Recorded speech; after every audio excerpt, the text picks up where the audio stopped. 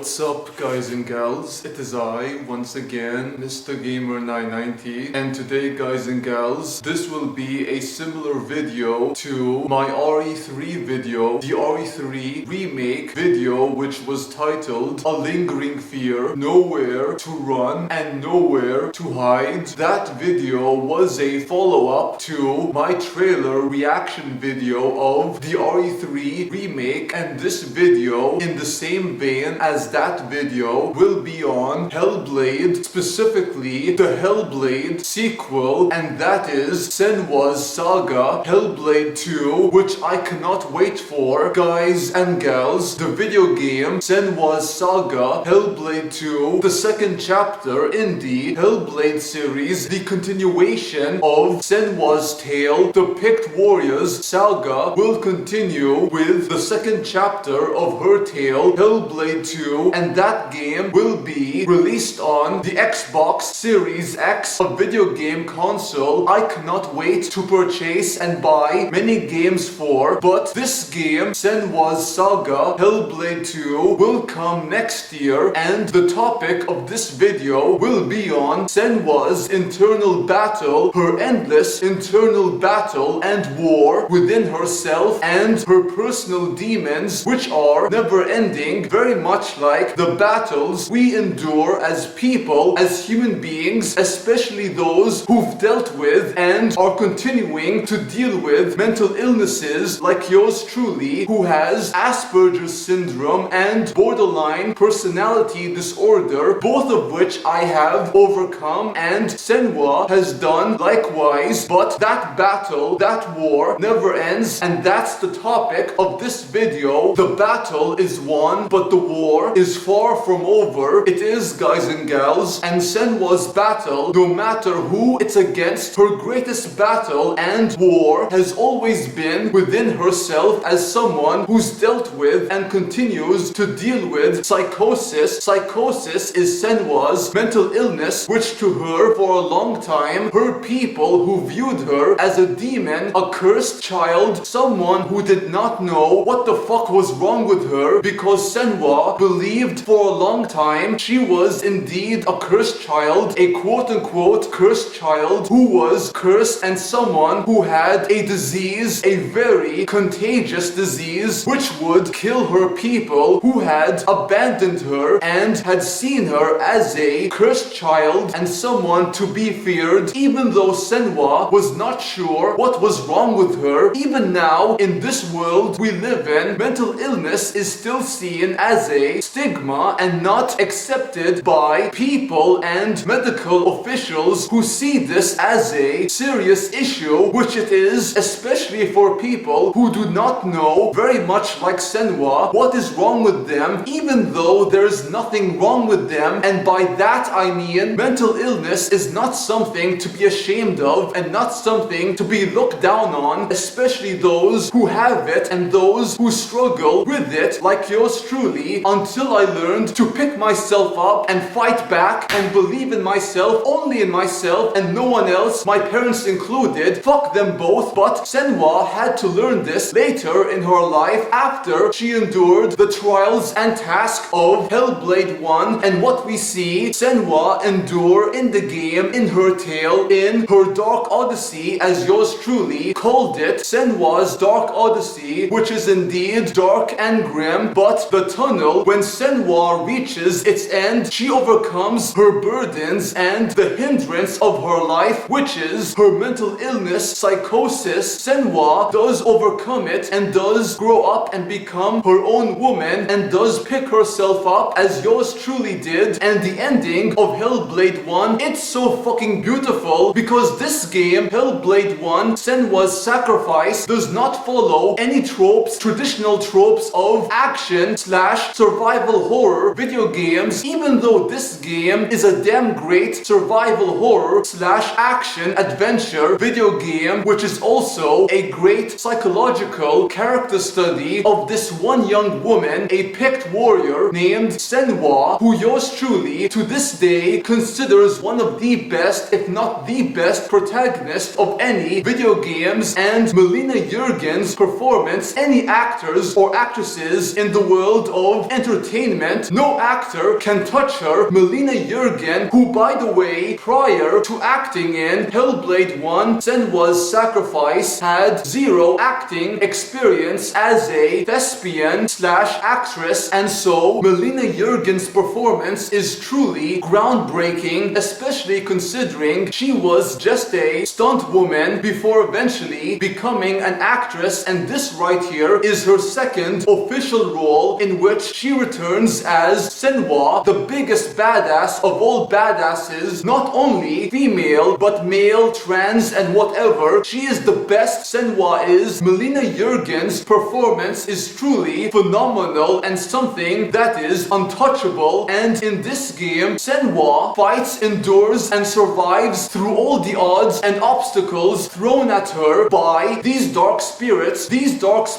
which are manifestations of her own psychosis and the voices she hears throughout the game.